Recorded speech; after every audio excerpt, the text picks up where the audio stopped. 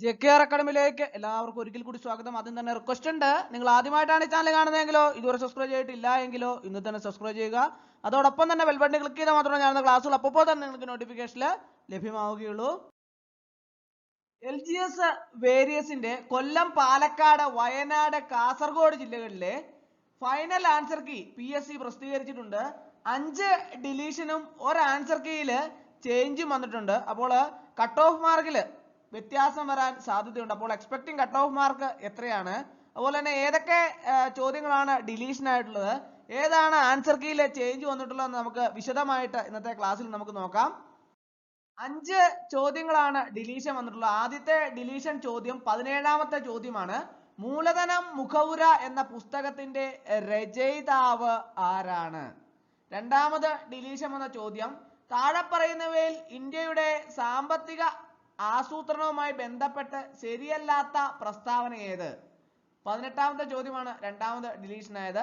അടുത്തത് ഡിലീഷൻ ആയത് 19ാമത്തെ ചോദ്യമാണ്. ഐക്യരാഷ്ട്ര സംഘടനയുടെ ലോക സന്തോഷ സൂചികയില് ഇന്ത്യയുടെ സ്ഥാനം 126 ആണ്. എത്ര രാജ്യങ്ങളായ ആണ് ഈ വിഷയത്തിൽ പഠന വിധേയമാക്കിയത്? അപ്പോൾ ആദ്യത്തെ 3 ചോദ്യം ഡിലീഷൻ ആയത് 17ാമത്തെ ചോദ്യവും 18ാമത്തെ ചോദ്യവും 19ാമത്തെ ചോദ്യമാണ്. അങ്ങനെ 3 എണ്ണമാണ്. ഇനി അടുത്ത 2 ചോദ്യങ്ങൾ ഏതൊക്കെയാണ് ഡിലീഷൻ ആയെന്ന് നോക്കാം.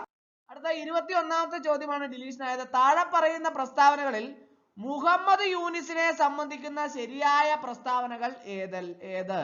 അതാണ് 4ാമത് ഡിലീഷൻ ആയത്. 5ാമത് ഡിലീഷൻ ആയത് 38ാമത്തെ ചോദ്യമാണ്.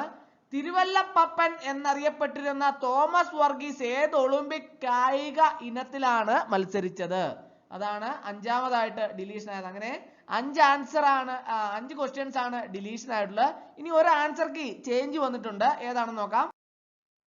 പ്രൊഫഷണൽ ആൻസർ കീയിൽ ആൻസർ A എന്നാണ് കൊടുത്തിരിക്കുന്നത്.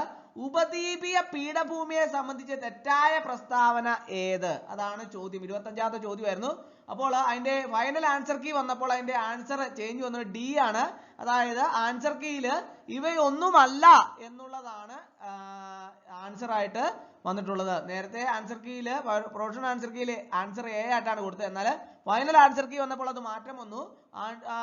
D ആണ്, ഓപ്ഷൻ D ആണ് കറക്റ്റ് ആൻസർ. അതായത് ഇവയൊന്നുമല്ല എന്നുള്ളതാണ് ശരി ഉത്തരമായിട്ട് വന്നിട്ടുള്ളത്. അപ്പോൾ കട്ട് ഓഫ് മാർക്കിൽ മാറ്റം വരാൻ സാധ്യതയുണ്ട്. കാരണം എന്താണെന്ന് ചോദിച്ചാൽ 5 ഡിലീഷൻ വന്നിട്ടുണ്ട്.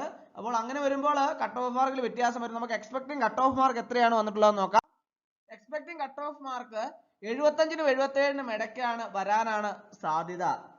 ഉദ്യോഗാർത്ഥികളുടെ ലിസ്റ്റ്, എത്ര പേരുടെ ലിസ്റ്റാണ് PSC ഇടാൻ ഉദ്ദേശിക്കുന്നത് എന്നതിന്റെ അടിസ്ഥാനത്തിലാണ് കട്ട് ഓഫ് മാർക്ക് തീരുമാനിക്കുന്നത്. ഏകദേശം കഴിഞ്ഞ പ്രാവശ്യത്തെ അത്രയും തന്നെ ലിസ്റ്റ് ഇടുകയാണ് എങ്കിൽ നമുക്ക് ഏകദേശം എക്സ്പെക്ടിങ് കട്ട് ഓഫ് മാർക്ക് 75-നും 77-നും ഇടയ്ക്ക് വരുമെന്നുള്ളതാണ് പ്രതീക്ഷ. ഇനി ലിസ്റ്റ് ചുരുക്കുകയാണെങ്കിൽ കട്ട് ഓഫ് മാർക്ക് കൂടാനുള്ള സാധ്യതകൾ ഏറെയാണ്. അപ്പോൾ ലിസ്റ്റിന്റെ വ്യാപ്തി അനുസരിച്ചാണ് കട്ട് ഓഫ് മാർക്കിൽ വേരിയേഷനുകൾ ഉണ്ടാവും. അപ്പോൾ അതനുസരിച്ച് കട്ട് ഓഫ് മാർക്കിൽ മാറ്റങ്ങളൊക്കെ ഉണ്ടാവും. ഇപ്പോൾ നിലവിൽ എക്സ്പെക്ടിങ് കട്ട് ഓഫ് മാർക്ക് പ്രതീക്ഷിക്കുന്ന 75-നും 77-നും ഇടയ്ക്കാണ്. അപ്പോൾ ഇന്നത്തെ ക്ലാസ് എല്ലാവർക്കും ഇഷ്ടമായെന്ന് വിചാരിക്കുന്നു. ഒരിക്കൽ കൂടി നന്ദി പറഞ്ഞു നിർത്തട്ടെ. നന്ദി, നമസ്കാരം.